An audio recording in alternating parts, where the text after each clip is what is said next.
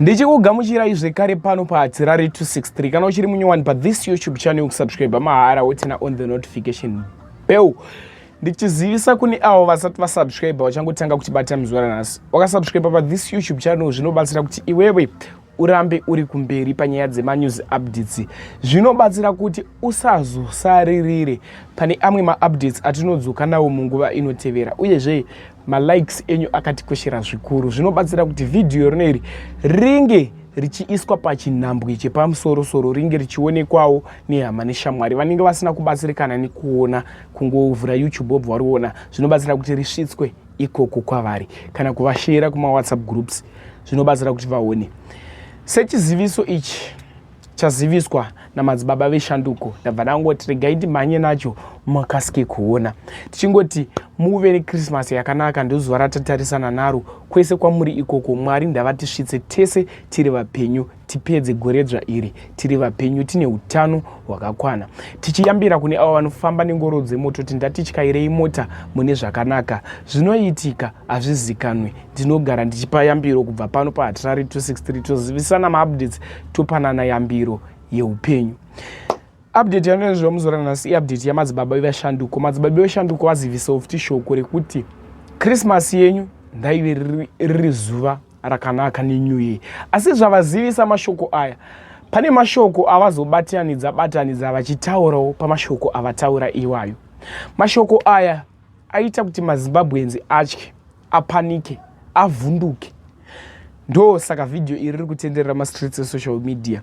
Zvisinei, inini ndakaona chinhu chabuda chinoda kusvitswa kune vamwe vanhu kuti vamwe vanhu vazive, kuti vamwe vanhu vanzwe. Ndinokasika kumhanya nacho, handinonoke. Ndo zvandabva ndangoita. So zvanoda kuita, akada kusiya muchiona video, wapedza kuona video iri utaura zvaunofunga mucomment section pamusoro pevideo iri. Ndichitenda nemacomments andiri kuona mucomment section zvirikuratidza kuti ndiri kukasika kumhanya nemanews updates, ende zvinondipawo power rekukasika kutsvaga manews updates. Paunongoti keep it up Hatirari, ndinonzwa moyo wangu uchienda kure. Much love. Pamusoro vevana veZimbabwe, vana vaPresident Advocate Nelson Chamisa, kumatima nenyika nevari diaspora, pamusoro ndangoti ndikupei chenjedzo muzuva ranhasi maringe nezororo ratatarisana naro. Musarivare, musavarairwe vana veZimbabwe, munopera rumwe. Kune vari pamatargets ekuda kutouraiwa neZANU-PF. Muri pamatargets hama dzangu, ngwarirai, zivai pekunumira, zivai pekudyira, musafarisise, farai but musafarisise, musavarairwe panguva yatiri. Tiri munguva yakaoma, nguva yekuti nyasha dzaMwari dai dzapindira. So toda kukurudzirai kumatima nenyika, mungwarira mafambiro amunoita, pekunumira, pekudyira, nzvimbo idzodzo dzakatagetwa neZANU-PF.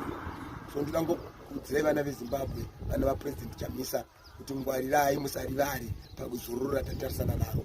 Ndo chikuru chandangoti ndikuyeuchidzewo muzuva ranhasi nechenjedzo yandakupai muzuva ranhasi, kuti musarivare, musavarairwe, munopera rumwe mukaita zvokutamba neZANU-PF.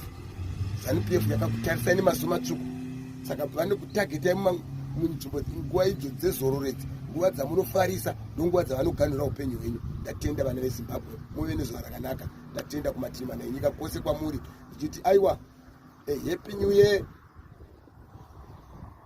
merry Christmas and a happy new year.